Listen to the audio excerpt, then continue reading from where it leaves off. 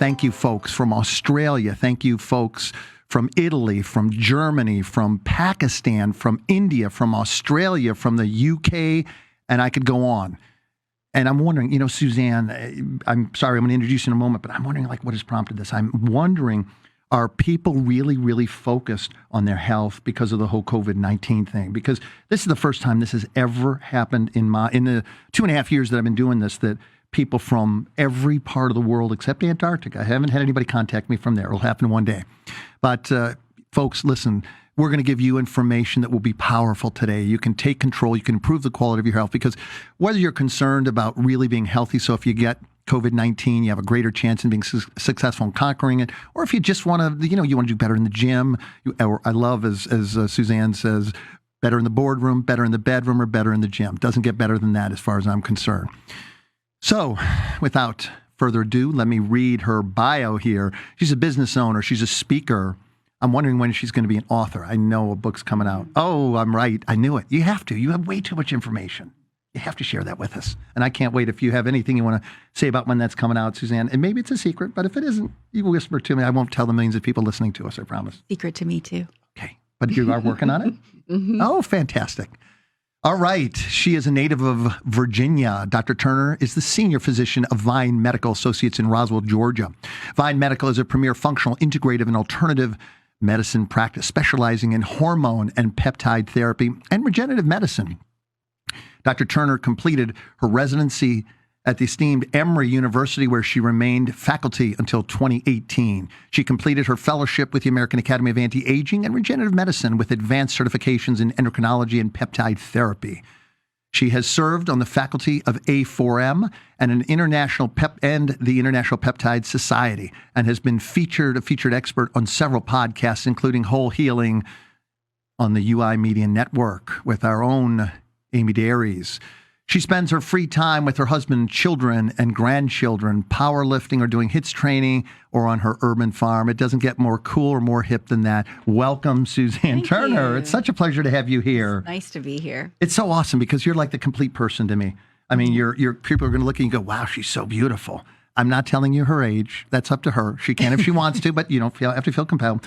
But, she hits it in the gym and she hits it hard. This woman works out like a beast, and that's a compliment. Mm-hmm. And she's extremely successful as a physician here doing integrated and alternative medicine. So, Suzanne, welcome to Health Matters. Such a pleasure to have you here.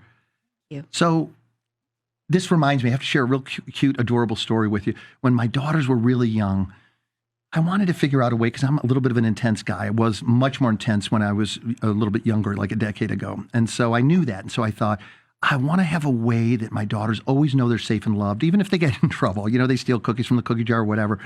And so I said to them, and I'll never forget this particular conversation I had with my older daughter by the name of Ariel. I said, Ariel, honey, how do you want me to show you I love you, so that if you get in trouble with me, maybe at school, or you get upset with me, that you always know, okay, my dad is upset with me, but I know how much he loves me.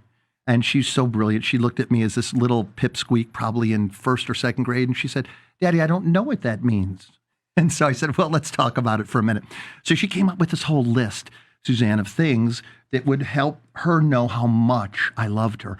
And one of the things that she asked me to do was to be at every school event that I could. Well, that's kind of tough, because she's up one weekend, for the spelling bee, the next week for the oratorical, and the next week it was, an art project or an art contest. So I was always up at her school. And then she said, hey, Daddy, would you do a really big favor? I really would like you to be one of the teachers at the school. And I said, honey, what exactly does that mean? And she said, well, the teachers are always looking to get the parents involved so they can help teach. And I said, okay. So I contact the teacher, and then I show up and help you learn to read, learn the alphabet, learn math. And she said, that's exactly right. So I went there, and it was really quite interesting, and ended up being more of a gift for me, Suzanne, than them. Because what happened was, I'll never forget this. One of the teachers looked at me and said, teach them the alphabet. Mm-hmm. And so it was really amusing. I want you to picture this. I'm used to speaking mostly to doctors and patients, right, that are quite educated. So I'm there teaching, I think they were little first graders, and they're beautiful and wonderful, and they're so excited, and they're sitting in front of me, and I said, so I'm going to teach you the alphabet. And they said, wow, really? I said, yes, really. And they said, well, what should we start with? And I said, well, we're going to start from the beginning. What's the beginning letter of the alphabet? And one little boy said, I don't want to start with the beginning. I want to start with D. I said, why do you want to start with D? Because I got a new doggie. Oh, I want to start with K. Why K? Because I got a new kitty. I said, oh, well, that's so wonderful. My point is we went through this whole thing, and I think I got through G. You know, like in the period. I wasn't used to that. So it taught me how to really effectively communicate with people, like meet them where they are. And one of the things I want to do with you is that taught me how to be really like patient and really understand. I had a lot of people that said to me, Dr. Nelson, I know what you're going to talk about is really interesting. I have no clue what a peptide is. So I thought, let's step back a minute and let's go back to first grade. Let's talk about what peptides are, and then we'll go into the different areas. Is that okay with you? Absolutely. I think it's really important. Yeah. So let's, if you would, tell us what peptides are, how they work basically, and why they're so important in this discussion today. Sure. So peptides are long strings of amino acids. Amino acids are what we use. They're the building blocks of protein. So if you think about a chicken breast and you think about the protein that's in a chicken breast, we think that those are over 150 amino acids long. These are arbitrary designations and names we call things. But for proteins that are over 150 amino acids long, we call them proteins. For strings of amino acids that are under 50 amino acids long, and that's debatably being determined right now, but 50 is a good number, we call those peptides. These are signaling molecules in your body that tell your cells what to do and when to do it, that encourage, that use what the information that they have from around them to make decisions about how to make the cell the most efficient it possibly can be. So they're pieces of protein that happen when you, for example, eat chicken. It breaks down into the different things that you need. And based on the strings that are put together, that string might do one thing if it has this amino acid in this position. If a different amino acid is in that same position, that same string might do a very different thing and send a very different signal to the body. And the body just knows how to put them together. This is such a unique creation, such a beautiful thing, the way that our bodies work. And peptides are signaling molecules. Most of the things that we use that we call peptides now, as far as therapeutic peptides, are things that your body already makes. They're just natural things that are already present in your body. Most of them are bioidentical or very similar to bioidentical. So we know that your body recognizes them as self. There's very few side effects. Most of them have almost none at all. And so they're things that you can use on a very simple way, either by injections or by they're available in capsules. Some of them come in creams that you can use. You can use in eye drops. You can use them in toothpaste. All depends on how your body needs to get it. And so there are several ways we can make them. Only in 2005, I believe, was the year that scientists smarter than me came up with the way to make them through solid phase synthesis. So now, instead of having to pull them from a calf or a cow or another human being and then shrink them down, we can actually create them one amino acid at a time in a lab. And that makes them available where we can actually make them for large production. So we've known about peptides since the 20s, really. Yeah. One of the first ones, many people are familiar with oxytocin or Pitocin. You probably, if you were ever pregnant and had to be induced, you used Pitocin. That's one of the original ones. There are several that were that old. Insulin is a peptide. Even bacitracin is a peptide. Losartan is a peptide. These are probably medicines that you're very familiar with for many, many years. And so they've been around for a long time. We just haven't had a way to create them until around 2005.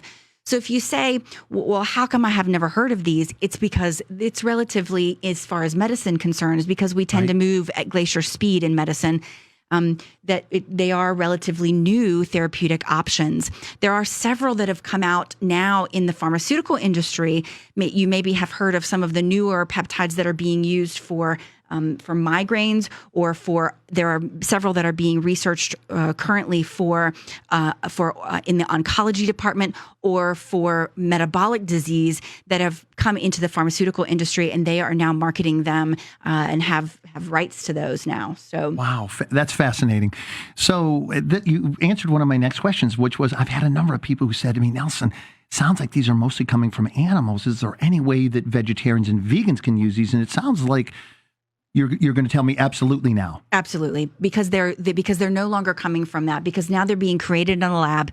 They bind. The simple way for me to think about it is they take a resin at the bottom, sort of like a block at the bottom of a dish. It's obviously more fancy than this, but a block at the bottom of a dish. They add one amino acid that binds to that resin. Then they add the next amino acid that binds to that amino acid. And they just continue to add them on until they get the exact strings that they want.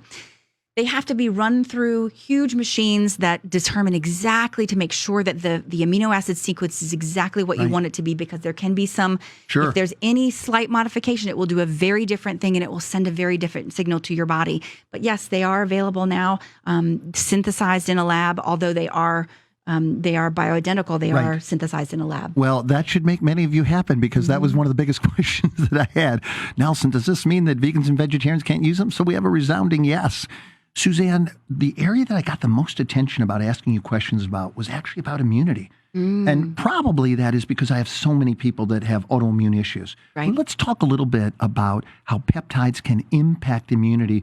And I know folks listen, if you send in questions to us, remember, we can't talk about curing anything, certainly, but we can talk about optimizing your immune system, or optimizing your cardiovascular system, optimizing your brain and other aspects of the nervous system function. So, Suzanne, let's look at how peptides can be used currently to help people, for example, maybe with ulcerative colitis or Crohn's, or any number of the current autoimmune issues that we're seeing today. Absolutely. So we have to realize that these disease states all have a very similar underlying pathway. We think that many of them come from our being infected with various viruses and bacteria, but the way that our body responds to this is by creating this, you've probably heard in the recent media, this inflammatory storm, or this cytokine storm.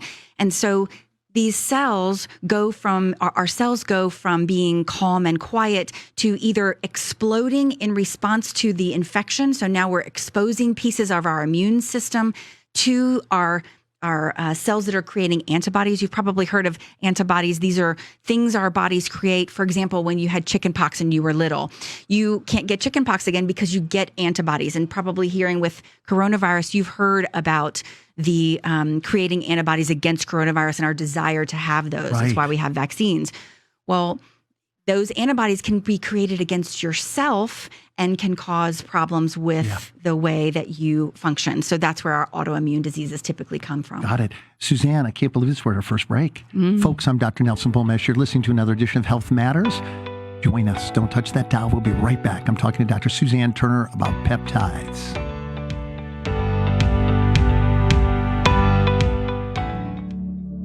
This is Kurt Arsenault of Arsenault Advisory Group. Most of us never think we'll get divorced. Unfortunately, half of marriages will end in divorce. Children are always the first priority, but getting your finances in order will need to be addressed. The first step is to get an assessment of where you are financially. Will you keep your home? Do one or both of you have a 401k or pension? Who will pay for the kids' college education? Will you split your debt liabilities? These are just a few things to consider when thinking about divorce. Visit arsenaultadvisory.com and download our free ebook titled 6 Things to Do Before You Get Divorced. Don't wait. Visit arsenaultadvisory.com today.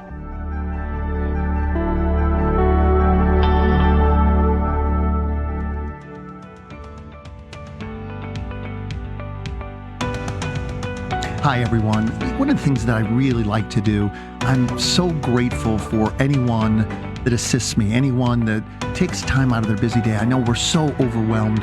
It's funny, particularly now with the COVID-19 issue, I have sometimes 200 videos alone that people send me from around the world for me to see, and I can't possibly do that. I'd be doing nothing but watching videos. So those of you who take the time out of your busy day to join me, in this case, every other week, eventually I'll be back every week, but now I'm every other week. on Tuesday at 5 p.m. Eastern Standard Time on Facebook Live, all the major social media platforms. And I want to thank our home radio station right here in Atlanta, WGJY FM 99.1. Love you guys. Thank you so much for listening in. I really appreciate you. And for my friends up in Kentucky and Ohio on WTTA 101.2 FM, thank you. Know how much I appreciate you and all the folks on social media. And I understand, I'm going to ask my engineer a question here. Are we on Roku TV yet? Have you guys any word on that? Almost. Next month. Next month. Oh, I'm going to have you back. You get to be on Roku TV, 17 million people base. So until then, did you hear that, folks? So we're going to be on Roku TV starting next month. They have a base of 17 million people. My show is picked up for that. So I'm very, very excited. I'm going to have some amazing guests, and I'm going to do everything I can to steal from the world Dr. Suzanne Turner so she can join me for some of those videos, and maybe she'll do a TV show with me. So thank you all very, very much. I want to give you some messages that are upcoming points. How to Beat the Blues During a Crisis with stand-up comedian Amy Lyle and fitness instructor Gina Riles as they interview the mental health comedian Frank King, along with success coach and author Christine Roberts on The Burb Show tomorrow at 4 p.m. Eastern Standard Time. Listen to you guys. If you haven't seen that show, you have to watch those two. They're hysterical. They're wonderful. They're funny. And they're very relevant to what's going on today. So check it out, 4 p.m. tomorrow. Same station that you're watching right now. All right, Suzanne, we're back. So did you have anything more you wanted to say specifically about how the peptides impact immune function? Yes. So we take peptides. There are several that are involved that come from your thymus gland. And as we age, all of these peptides, or most of these peptides, decline, just like your hormones decline. Starting around age 35, somewhere in that range, 25 to 35, we begin to see our hormones decline. Our peptides decline as well, our production of these healthy, helpful peptides. And so specifically, some thymus gland peptides are available. These are naturally produced in your thymus gland. They help your body to respond appropriately depending on the situation. So if there's a virus or bacteria, they can change the way your thymus gland or your T cells, you probably remember from HIV, have heard about T cells, that they take your T cells and mature them into natural killer cells. Right. And natural killer cells are able to fight off viruses and cancer in simplest terms. Right. They can alternately mature them into Treg cells, which are the accepting, loving, caring cells, which cause everyone to calm down. And so that's one of the things we know that can happen with the thymus gland extracts or thymus gland peptides is they can cause your T cells to mature into something that can fight off or something that can calm the immune system down, should that be needed, for example, in an autoimmune condition. Also, if you're talking about, there's some very recent research that's come out just in May of 2020 using thymosin alpha-1 specifically in Chinese patients contracting coronavirus, showing significant improvement in their illness, particularly from severely infected patients, that they do very well if they're given this thymus gland peptide. So certainly look up that study that just came out of China. There are two large studies recently that came out using thymosin alpha-1 in conjunction with other things too. And so that would be how I would use that with immune system. Interestingly, we have another peptide that's been around for a long time, and people have known about it specifically for the tanning properties. People have heard of Melanitan. Right. Melanitan sort of has three portions. One of the portions of Melanitan is the tanning portion that we're familiar with from the bodybuilding communities or from the competitive community. The second portion of that is increase in libido, and that's actually been pulled out and is now marketed by one of the pharmaceutical companies for female sexual dysfunction. The middle portion of that peptide is an anti-inflammatory peptide. So it helps with converting. Your immune system has three different parts. And one of the parts is the sort of beginning, the initial fighters part of that immune system. The cells are called monocytes. And those cells have two different forms. I like to talk about them being either henny penny or the janitor. So Henny Penny is throwing inflammatory chemicals, telling everyone, "Oh my gosh, the sky is falling, everything's terrible." And the janitor is putting things away in drawers, calming things down. In almost every disease state, you can find these two different versions of this cell in almost every disease state, particularly in that inflammatory state. So this portion of melanitan can actually go and correct some of that inflammatory disease state, converting those monocytes into cells that are more like the janitor, putting things away, taking the trash out, cleaning the cells out. Organization. Yes. Yeah, got it. Beautiful. That's beautiful. And have the reason I'm asking is I have a lot of women that come in, particularly in their 50s and 60s, who say, "Nelson, I don't know what to do. I have zero libido and it's killing my husband." So this is something that these women might be able to take advantage of. So you can actually use it in men and women, and you can get just the piece. I think the generic name is bremelanotide. It is you can get just that piece of the peptide that is involved in libido, and you can get this boost in your libido. The interesting thing about this bremelanotide is when it binds to, it does its work in the brain. It binds to melanocortin receptors in the brain. Right. So as opposed to other available things for women, that either increasing testosterone will change things that occur in the vaginal area, the melanitan actually works on the brain, increasing your desire for sex at that level. So it can work in combination with others therapies, or it can work all by itself in treating under hypoactive sexual disorder in men and women. There's actually some evidence of it being beneficial for men who have erectile dysfunction, and we know that begins as early as age 35. Yeah, that's amazing how early that's beginning. So that brings a number of questions to my mind, Suzanne. One is, so you have more desire. Can you actually create action, though, if your hormones are low? You can. Absolutely. So somehow it impacts the hormone levels as well. So it's not. It's specifically how it works on those melanocortin receptors in increasing sexual desire. So it does both increase ability. Now, if you are postmenopausal, a lot of those women deal with other symptoms. Right. And so you may need something else to help with, for example, vaginal lubrication or something like that. You may need some either hormones or at least a lubricant to help with that. But you're still going to get your, the problem is not always that. It's usually the desire piece. Now, I do always mention to women that the first question I always ask when they come in with that is he taking the trash out? Oh, yeah. Okay, fair. Right.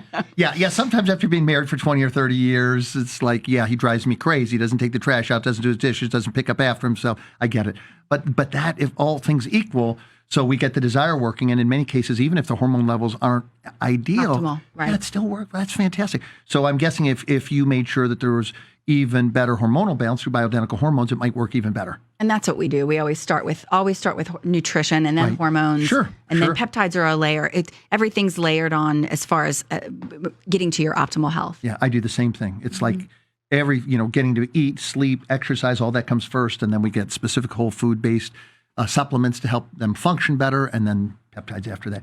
So I have a question that another doctor asked me to ask you. She said, "Nelson, please ask Suzanne, is there a way we can use peptides to replace bioidentical hormones?" There is actually. Talk to me about that. That's interesting. So interesting. There are several peptides that can, you're not going to get the bang that you get with the giving something like testosterone, for example. Right. But absolutely you can. So you're going to get increase in LH if you're using two different peptides. Any of the growth hormone secretagogues should do that. Okay. You'll get an increase in LH. LH is the hormone that's secreted by your brain that tells your ovaries or testicles to produce your sex hormones, so estrogen, progesterone, testosterone. And so if you can increase that LH, you'll get that response.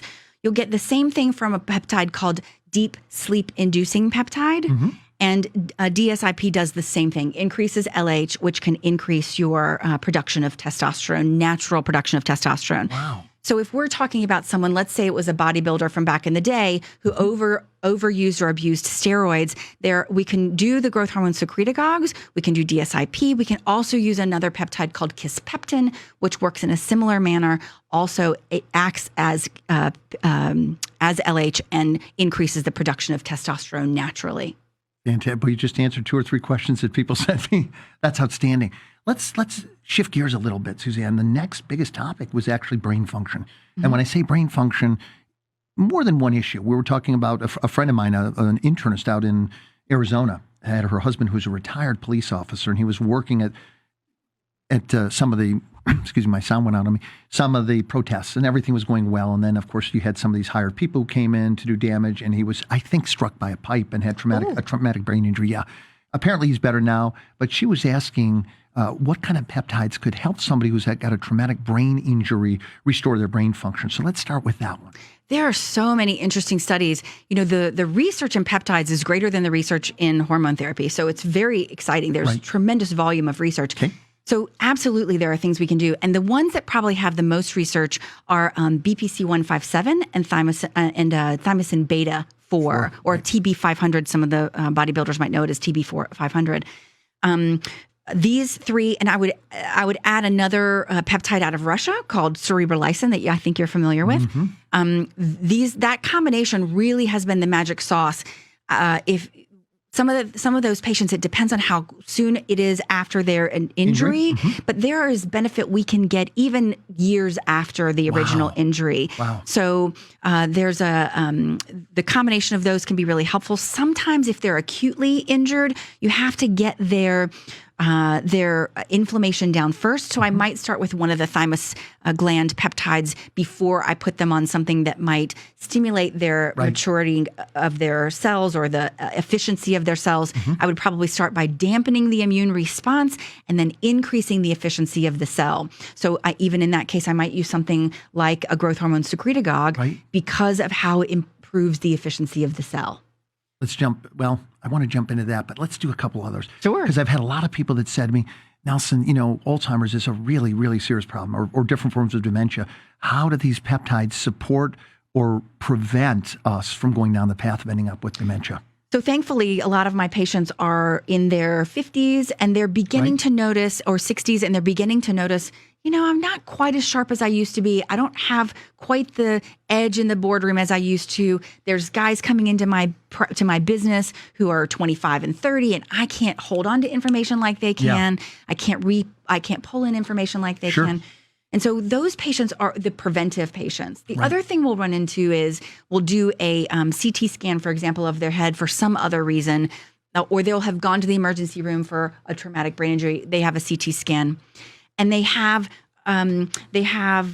white matter disease on their CT scan that most people say, well, this is normal. It's consistent with aging. And those are the people I want to attack today and begin to get them treated. So yes, I use a rotating combination of things. I'll usually use cerebrolysine. I will probably use growth hormone secretagogues because we want to improve cellular efficiency. Cerebrolysine is a series of growth factors that all work on brain function. I would probably also use one called dihexa that's available in a capsule, which people love.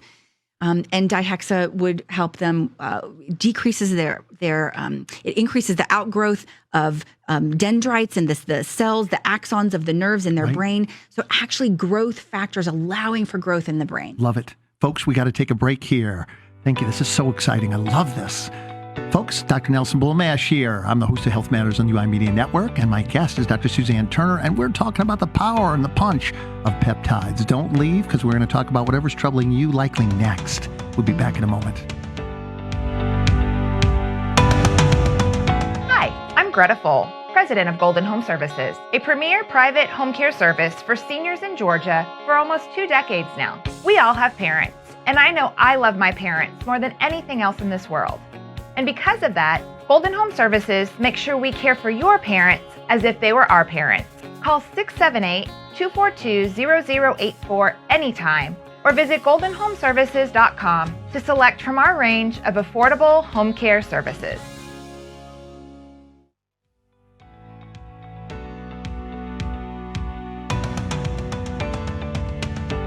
Hey, Dr. Nelson Bulmash, I'm back. Very, very exciting show. I just hold on every word that Dr. Suzanne Turner says. She's just such a wealth of information.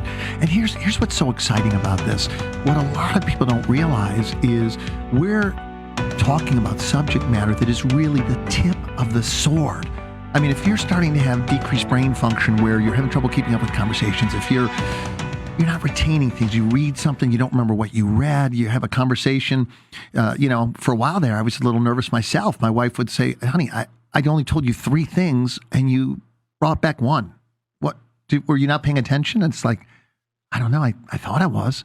So peptides are so powerful because once again, they can unwind, if you will, the effects of time, but they can also, if you're hearing this and you're filling in the gaps and you're good at connecting dots, where your mind might be going to is that you might be thinking, well, you know what? I want to do this preventative because I don't want to end up having my wife send me to the grocery store and forget all the things and have to call her. Yeah. Oh, we got a question. Yeah. What's the question? Okay, so the question is from Gail, and she would like to know, what should you look for in a reputable company when purchasing peptides? It's a great question. I only use peptides that come from FDA certified compounding pharmacies in the United States. There's probably 15 or 20 around the country. There's very few because you also have to make sure that they're doing the scans of the peptides after they manufacture them, because otherwise you're running the risk of exposure to that resin I mentioned in the beginning that's like a block. Right. And that resin is toxic to the liver. Okay. So I only use ones that come from compounding pharmacies because I know they've done their research. I know they get their products, their the base creation. I know they get those from FDA approved facilities. And so I'm always being cautious to be sure that those are that are available. Yeah, absolutely. Great question. Any others before we get started? Okay, no worries. So any other commentary you'd like to add about improving brain function, particularly preemptively? Like, in other words, I don't know, maybe are there some differences in some of the peptides that you would take if you were trying to stave off early dementia or dementia period? Anything that would help that? I think it more depends on, so if I'm just trying to prevent disease, Yes. I'm probably going to do a less frequent dosing of them. I'm probably going to do a, twice a year, spring and fall, Okay. Do a 40-day course of therapy, do it again in the spring, and then we'll rotate things around. I'll do them the rest of the time that are just trying to improve cellular efficiency, and then I'll hit their brain twice a year with a growth factors. If I'm actually treating someone who currently has disease, I'm first of all going to use a higher dose, and I'm probably going to use it more chronically. Because these are growth factors, we always want to pay attention to what else is going on in the person's body. Sure. We're looking at the person holistically to make sure that nothing else is going on with them. But really, I want to, if I'm treating a disease state, I'm going to use a much higher dose than I'm doing as a preventive dose. That makes a lot of sense. And I'm doing it much more frequently and prolonged course. So it's enough to do that's 80 days. I mean, that's a pretty good round of treatment. Right. And I know we're getting to the point where there are a lot more therapies and a lot more things like some of the peptide therapies that you described that are really capable of giving us some punch to stave off dementia. Are we getting to the point you think one day where we'll mostly be able to eliminate it?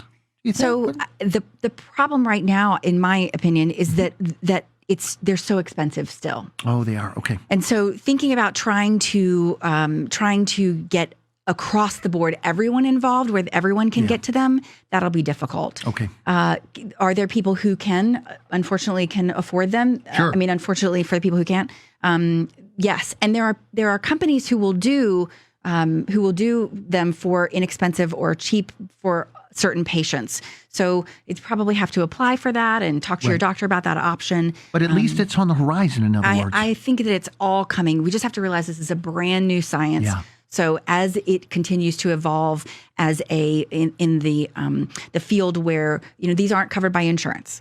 So as they continue to evolve in the retail field, then we'll probably see that competition come up and we'll be able to get them down in price. Right. One of the things that's really remarkable, I remember speaking to some of through my friend that I mentioned to you about who goes to Russia and can bring back some of these peptides. And he said the Russians were saying that some of these peptides were so effective they could increase your IQ by 8 to 12 points. That's really significant. It's very, very impressive. The patients who I've put on these courses of therapy have had really great outcomes. Yeah, beautiful. So, question. All right, we're getting some interest here. What's the question? Gail would like to know, can you order peptides from a compounding pharmacy without a prescription? No, they have to have a prescription. Yeah. Mm-hmm. And you'd want to see someone who had been through some sort of Training. peptide training, who knew what they were doing to dose you. Especially if you were treating a disease state, you definitely would want to use someone who'd been trained. Right. Thank you for your questions, Gail. All right, so let's switch gears again here, Suzanne. Let's talk about the cell and the efficiency or lack of efficiency metabolically of a cell and what we can do about that. Right. So your cells think about not just your body as a person or your tissue, for example, your liver, but all the way down to the cellular level. And so in each of those little cells, whether it be a muscle cell or an eyeball cell, they all have to have energy. They have to have a fuel source and energy to be able to function. Right. And so those fuel sources can be many things. It can be blood, it can be sugar, it can be fat, it could be protein. It could be ketones. People have heard probably about the ketogenic diet. Yep. And so you actually make your own ketones when you go that route, when you're decreasing your intake of carbohydrates so low, and your body can use those as a fuel source. It is an excellent fuel source. We don't want you to use proteins as a fuel source if you don't have to, because that breaks down muscle. Muscle is the currency of aging. This is it's our best endocrine organ, Right. and how we continue to function well throughout our older life. It's our reserve for all the things that we need. So we really would prefer the cell to choose fat or sugar as its substrate. Now, sugar is going to give you around 30 packets of energy. We call it ATP. Fat is going to give you around 100 packets of energy. It's way more efficient for the cell to use. But if the cell is constantly seeing glucose as an option, and there's glucose everywhere, the cell's going to say, why would I bother making the things that I need to do fat burning when I can use this very easily readily available source. And which is why one of the reasons why both of us start with nutrition as our base for therapy for all of our patients. And so if the cell is able to use fat as a substrate, then that cell is way happier. The mitochondria do better. They aren't producing these reactive oxygen species. They aren't causing distress in the cell. They aren't signaling for the immune system to come and help them out. Right. And so these cells function way better when they are able to use fat as a substrate. If they're using glucose as a substrate with no oxygen at all, they only make 2 packets of energy. So a cell under a lot of stress is going to use that because it doesn't have the ability to use sugar or to use fat. Yeah. It's a fast but very inefficient way. And that's when you're going to see those mitochondria start to fall apart. You're going to start to see reactive oxygen species increase. You're going to burn through all of your antioxidants, and the cells begin to have trouble. So what do we do about that? How do we stop that? Particularly in light of, here in Atlanta, for example, it's always shocking to me, Suzanne. I don't know if have you ever been to Alaska?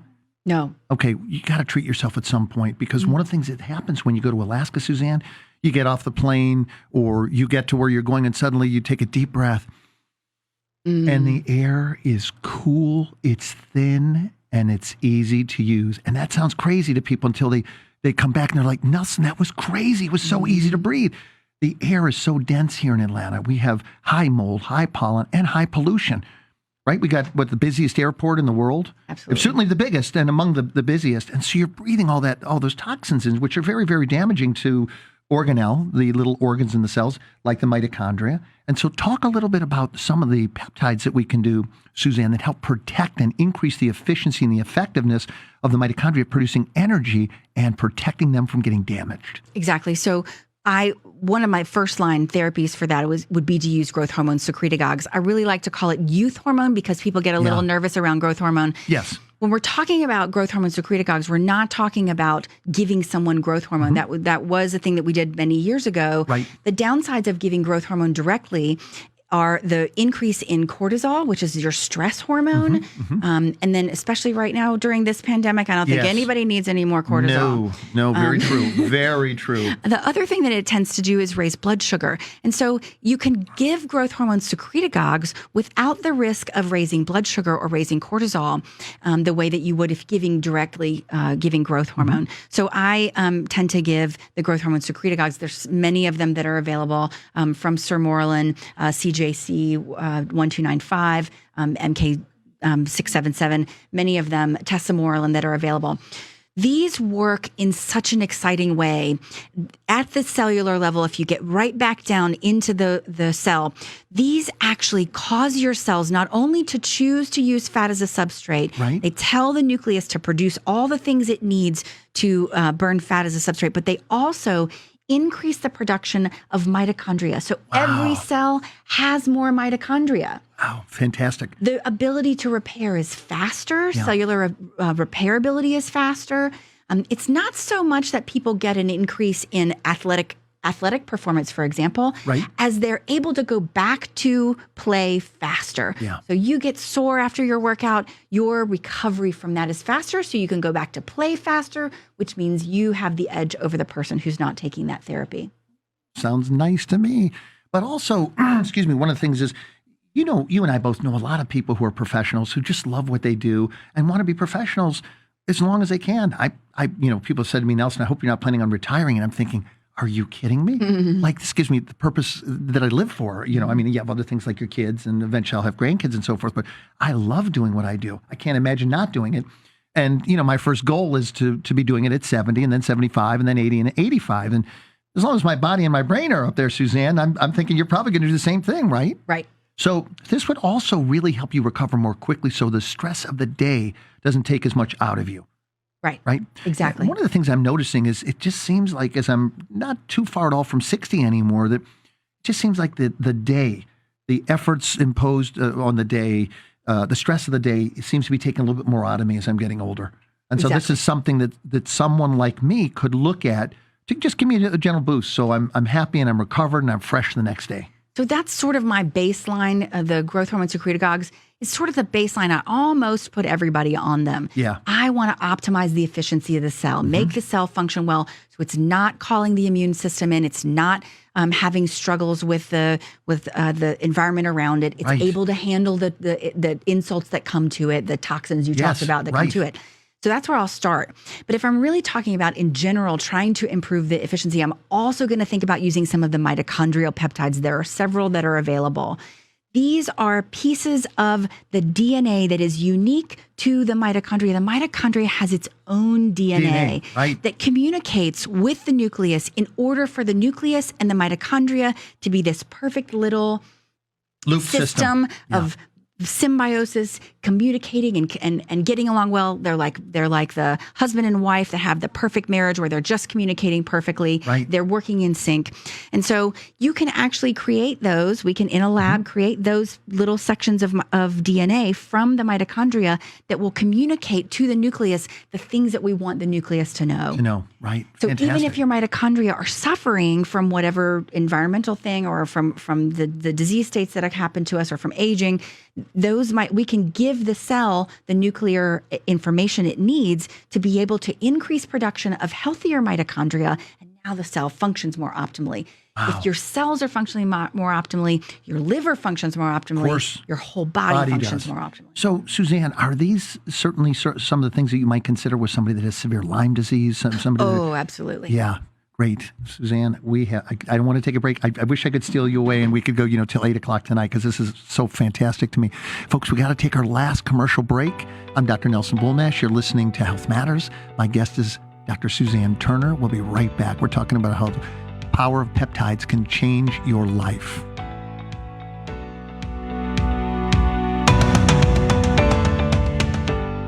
If this content resonates with you, don't forget to subscribe to our channel at uimedianetwork.org to stay updated with our uncensored shows. Also, like and follow us at UI Media Network on Facebook, Instagram, YouTube, Twitter, and almost all your favorite podcasting platforms. Most importantly, if you're being censored on social media, write to us at contact@uimedianetwork.org to get your message out. And remember, keep raising that frequency.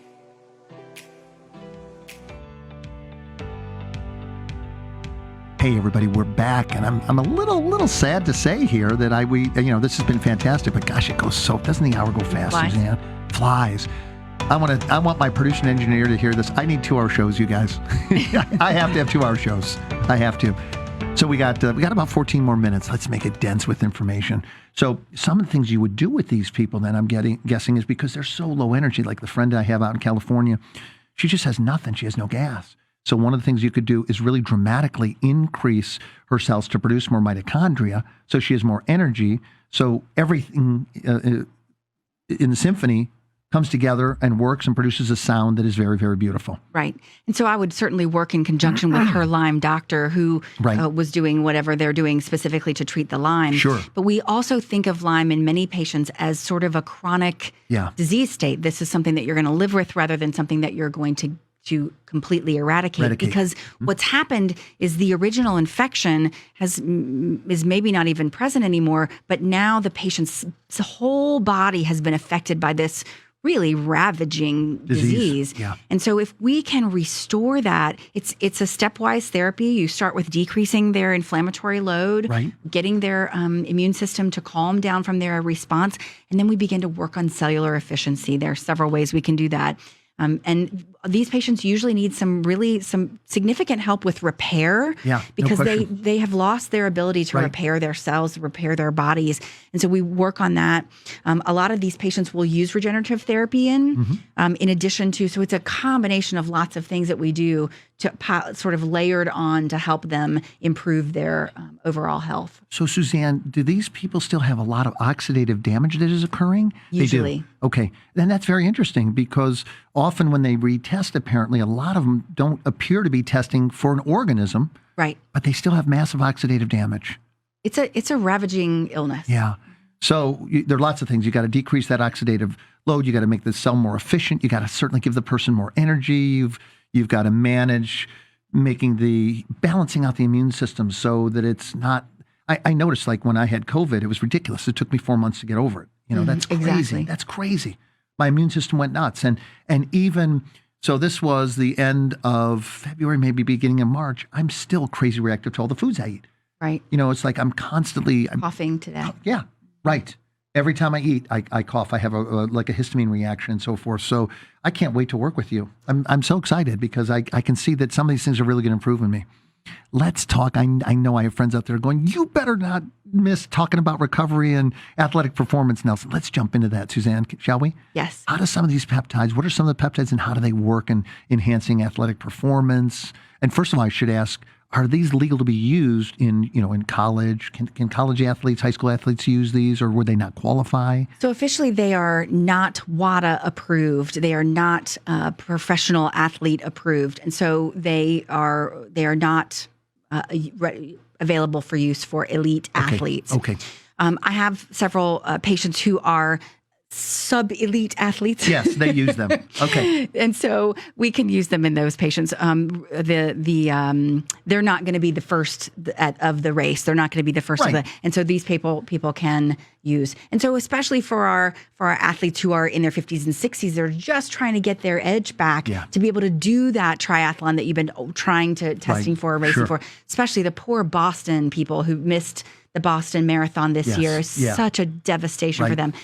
So again, we need to improve their cellular efficiency. If you have more mitochondria in your cell can create more energy to do whatever its job is. We have to work on repair. And so I'm almost always in those people going to focus on repair and efficiency. So the repair piece, I'm going to use something like the Croatian peptide BPC 157. Right. I prefer using that in injectable form, but it is available in oral form as well for patients who need to do it that way. I also love the TB500 or TB4, which is one of the thymus gland peptides. It is sort of like the construction boss at the construction site to help with the repair. It directs all of the repair activities. So the research in these is in things like traumatic brain injury, in tendon rupture. And we get patients who are able to return to play without scarring, and they're not just returning to activity, but returning to activity without evidence of injury. Wow. So you do injections directly into the tendons. You can do the injections into the subcutaneous tissue near the tendons. That's what I usually will do. Goodness. So where I've had a tear, for example, I tore my left Achilles 6.5 years ago. It haunts me. I can't run on it. When you watch me get up, I'm gonna hobble until, you know what I mean? It's terrible. It's worth a try for sure. Oh, wow. We can take Love it. again, some scientists smarter than me took the repair piece of growth hormone. So remember I mentioned it can raise your stress hormone, it can raise your blood sugar, Yes. but there's a repair piece. And if we can take that, we took that piece out, it's called anti-obesity drug, just because they were originally hoping that it would be used for obesity. Got it. And it does have some weight loss benefits, but they took anti-obesity drug and hooked it on to hyaluronic acid, and now we can use that both in the knee, for example, for an osteoarthritis. You can use it in the tendons themselves for a tendonitis. I have patients who have trigger fingers in their hands from playing tennis with Yes, the racket, right. and they get that trigger finger in their hand. These they will respond to this injection directly into the tendon. We can, for these chronic pain that interfere with your ability to function, often we can use even cerebrolysin. You can directly inject into the muscle body, and that will send a signal to the brain that sends a signal back saying, this is okay, calm down, stop the inflammatory Fascinating. process. Wow. Yeah, as somebody who has an autoimmune disease, it's like nothing. I've torn my pecs, I've torn my hamstrings, my adductors, my Achilles. We won't go on. People It might think be of me- how much weight you were lifting. Well, maybe. Yeah, could be.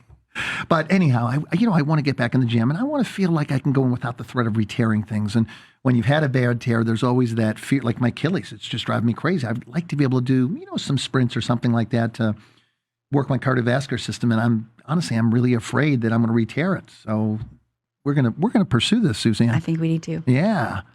Well, we got several more minutes. What would you like to end this with? What is there anything that you feel like I really wanted to talk about this and I haven't yet? I think I think that repair piece is important. I think being able to get people past where their injury was. One of the things I will encourage, I really use the BPC 157 in my young athletes, my student athletes. So especially if they're playing football, which is one of the highest risks for traumatic brain injury, Yes. I'm going to try to put them on this before they go out to the field. Oh. So as a preventive therapy, Right. to get them, the research shows that mice who were on the therapy before they received the traumatic brain injury. So they took the Rock mouse to the head. They dropped Oh. dropped the weight on its head. Poor little things. The ones who had the BPC 157 on board before they had the injury really had a better outcome. Oh, right. So the other piece where this is important is using things like thymus and beta in, which is one of the thymus gland peptides, in using with regenerative therapy. So we know that doing this for injection, for example, in post-MI patients, we can inject their heart with stem cells or other regenerative therapy. If we pre-treat those stem cells with thymus and beta, the research shows it's happier in its new home. The stem cells just sort of, they function better. If you can imagine taking these cells out of one area, putting them in another area, they're discombobulated with this. And so their ability to regenerate is a little bit less. But if you pre-treat them with thymus and beta, the research is consistent with it being a really good outcome. Fantastic. We also know that the cardiovascular system in general is very closely tied with your autonomic nervous system, your sympathetic and parasympathetic nervous system. And one of the things we use is an oral therapy in our patients who either have congestive heart failure or who have high blood pressure, even as a preventive therapy in these patients who are higher sympathetic dominance. We can use that oral dihexa to treat those patients because of how it works on restoring the redox systems, regenerating their antioxidants through NADPH. And so this can allow the cells to function more optimally in the heart as well. Right. Some of these patients do well also if we use, or if we're trying to treat their kidneys, we can treat kidney disease with several of the therapies that we have. And so thinking about at every point of therapy or every point of disease that you have, there's probably, we joke around in my office, there's a peptide for that. Yeah, well, I mean, they've gotten really sophisticated. I mean, you name it, the Russians have it all listed out, and they're very, very effective. They are. I have a question that I really want an answer to, because one of the things that I wonder is if you use some of these growth hormone secretagogues and they increase the efficiency and the number of mitochondria, when you get off of them, do they still remain as efficient? Why would you get off of them? Well, I mean, but forgive me, you're right, but I thought you only did them for like 2 cycles a year, maybe. Well, if I'm using a growth hormone secretagogue, I'm probably going to use it year round. Oh, okay. So do you have a time period where you get off of it at all? Saturday and Sunday. Okay, so that's enough. Mm-hmm. The reason I ask is I didn't want to overstimulate the pituitary. I wondered, are there any So that's issues a of big that? concern with growth hormone. That's one of the Right. reasons why we're concerned with growth hormone. Yeah. And you do want to be cautious about some of the growth hormone secretagogues. So, for example, tesamorelin, you're not going to want to use that on a long-term basis. Okay. Maybe you want to use it 6 weeks. I'm a big fan of the 6-week cycle. Right. I just think our bodies.